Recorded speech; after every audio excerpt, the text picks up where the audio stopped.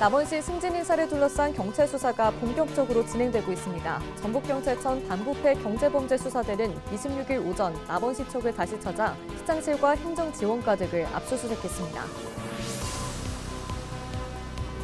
정읍시의회가 지난 12일부터 진행한 행정사무감사를 최근 마쳤습니다. 공모사업 참여부터 재정 운영까지 다양한 사안이 감사장에서 다뤄졌습니다. 전북특별자치도의회 기획행정위원회 소속 이수진 의원은 지난 25일 열린 대외국제소통국 소관 내년도 예산안 심사에서 고향사랑기 부재 활성화 대책이 미흡하다며 개선을 촉구했습니다. 순창군 옥천장학회가 2026학년도 옥천 인재숙 입사생을 모집합니다.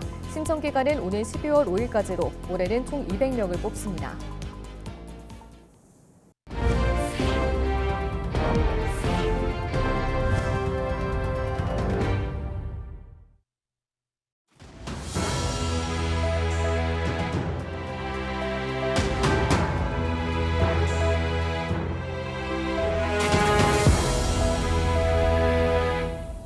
시청자 여러분 안녕하십니까? 헬로티비 뉴스입니다.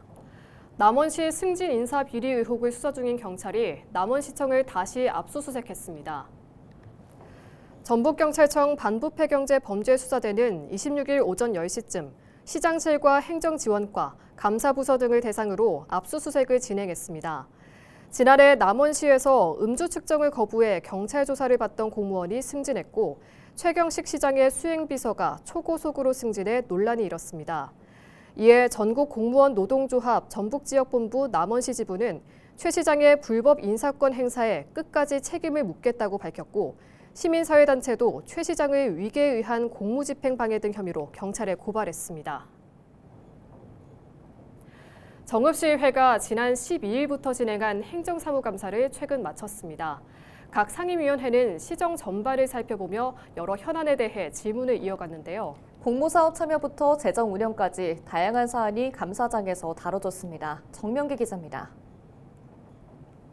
인구 10만 명 붕괴 위기에 놓인 정읍시.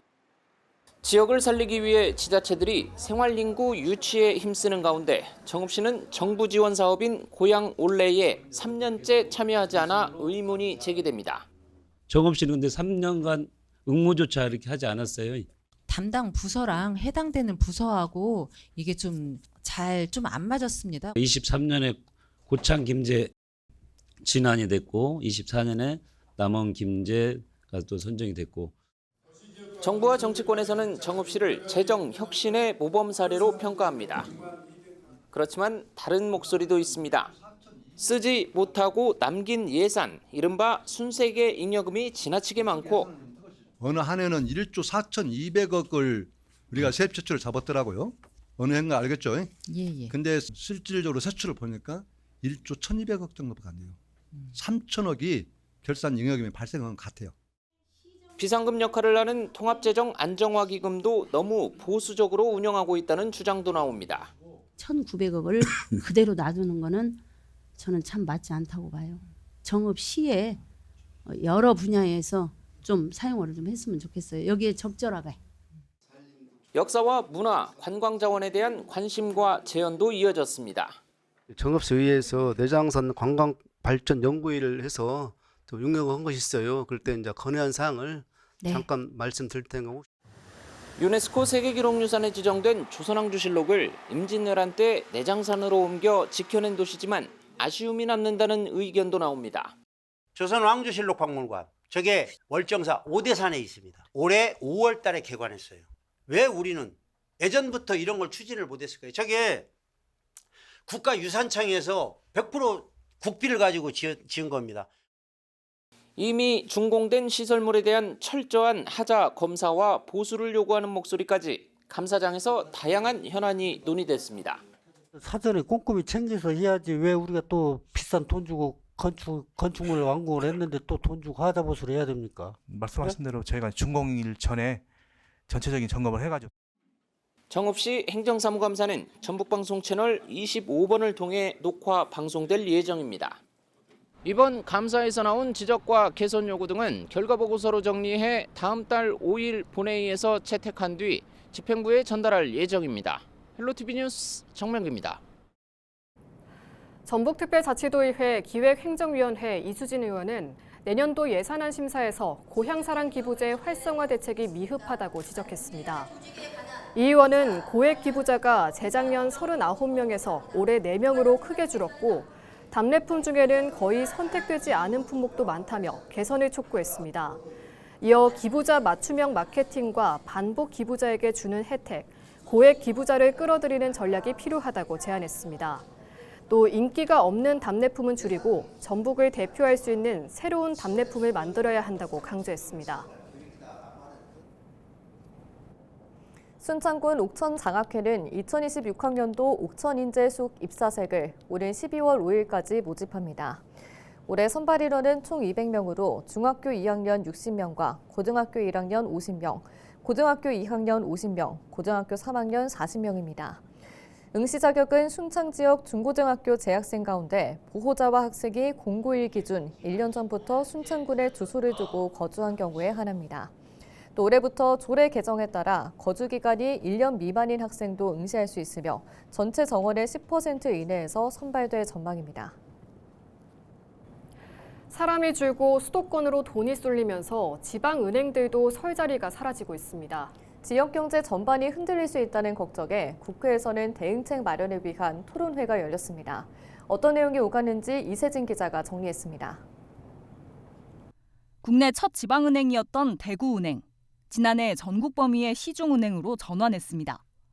지방 소멸과 지역 경기 침체 위기에서 선택한 자구책이었던 셈입니다.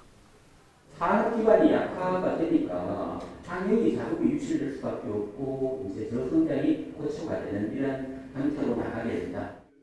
지방은행의 이탈은 지역 경제에도 부정적인 영향을 미칠 거라는 우려가 나옵니다. 지역에 자금을 공급하고 실물 경제를 지원하는 기능이 약화될 수 있기 때문입니다.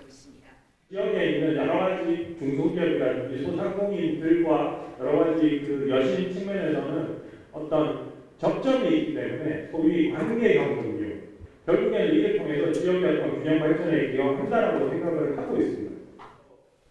전문가들은 지방은행의 구조적 한계를 개선하고 역할을 재정립할 필요가 있다고 보고 있습니다. 업계의 체질 개선 노력도 중요하지만 정책 지원도 뒷받침돼야 한다는 설명입니다.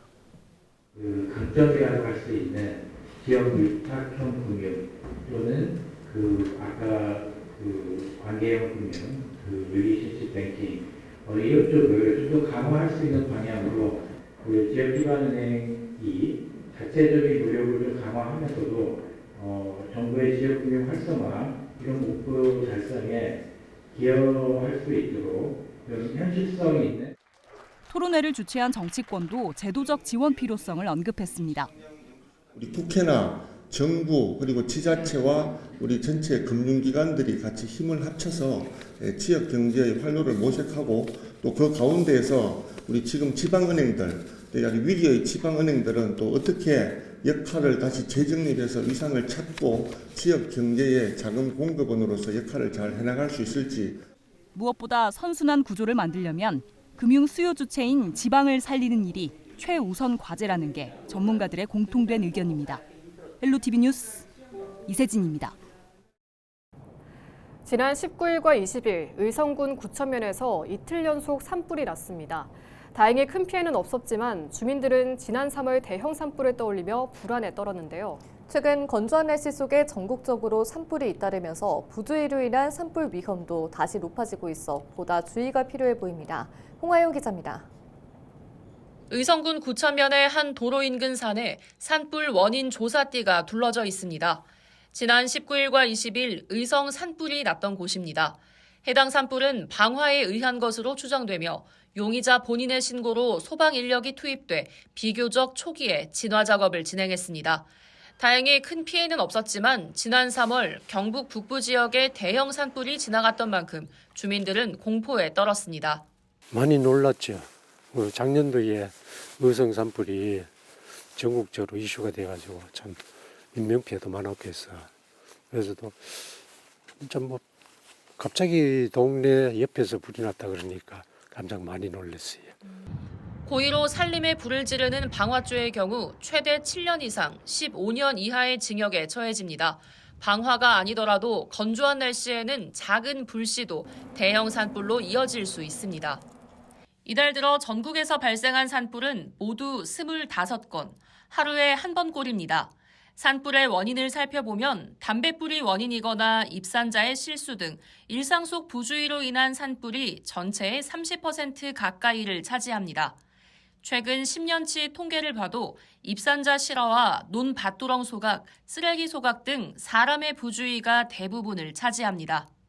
네, 농촌 지역 산불의 가장 큰 원인은 생활 속 불법 소각 행위입니다. 농업 부산물이나 생활 쓰레기 소각, 논밭도렁 태우기가 대표적인 사례인데 대부분 바람이 강해지는 시기와 겹치면서 작은 불씨가 주변 산림으로 옮겨부터 대형 산불로 확산되곤 합니다. 지난 3월 경북을 휩쓸었던 대형 산불도 성묘객의 실화와 쓰레기 소각이 원인이었던 것으로 조사됐습니다. 실수로 산불을 내더라도 3년 이하의 징역 또는 3천만 원 이하의 벌금형에 처해질 수 있습니다. 무심코 던진 담배, 습관처럼 해오던 소각이 대형 산불로 번지기 쉬운 계절인 만큼 각별한 주의가 요구됩니다. 헬로티비 뉴스 홍아영입니다.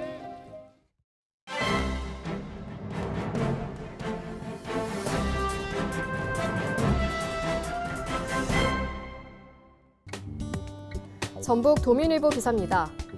12.3 계엄 사태와 당원 주권주의 확립이 더불어민주당 6.3 지방선거 공천의 시대정신으로 떠오를 전망이라는 내용인데요. 민주당 6.3 지선 공천 규정 곳곳에 12.3 계엄과 권리당원 중심의 공천 등 당원 주권주의 확립 의지가 스며들어 있다고 분석합니다. 계엄 전국에서 지선 후보들의 행보가 민주당 공천의 새로운 변수가 될 것으로 관측되는 대목이라는 건데요. 민주당은 이번 지선 후보 공천 심사에서 12.3 내란 공로자에 대해 15% 가산점 제도를 신설했다고 합니다. 민주당은 12.3 공로와 관련해 전북 정치권을 포함해 일부 인사들을 대상으로 1급 포상을 했다고 하는데요. 실제 전북 지역 지역위원회별로 차이는 있지만 대부분 지역위원회에서 탄핵 집회 등 활동을 점수화한 것으로 알려졌다고 밝혔습니다. 민주당의 당원 주권주의 의지는 공천 구도를 뒤흔들 뇌관이 될 전망이라고 하는데요. 또한 당장 다자 대결 구도로 권리당원 100%로 예비 경선을 치러야 하는 군산시장, 남원시장, 정읍시장, 임실군수 후보 경선은 각 후보 진영의 권리당원 확보 여부에 따라 승패가 결정된다는 겁니다. 권리당원 50%, 안심번호 선거인단 50% 본경선도 권리당원에서 앞선 후보가 민주당 공천을 받을 확률이 절대적으로 높다고 신문은 전했습니다. 지금까지 신문 브리핑이었습니다.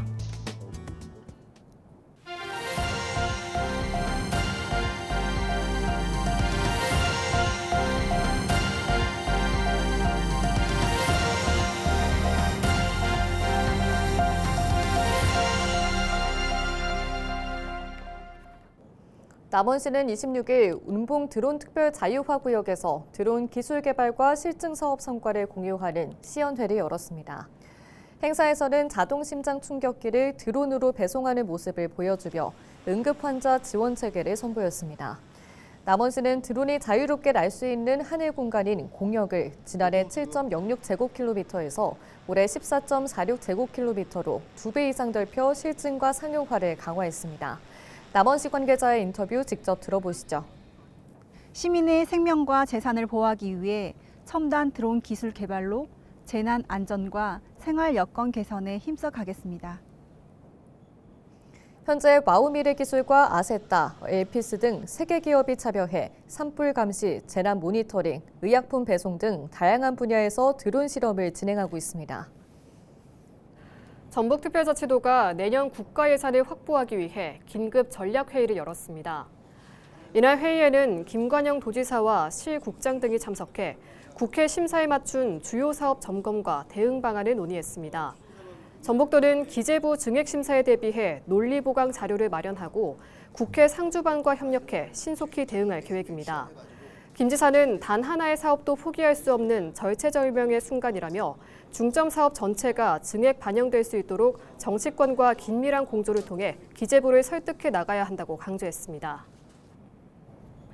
이상으로 뉴스를 마칩니다. 시청해주신 여러분 고맙습니다.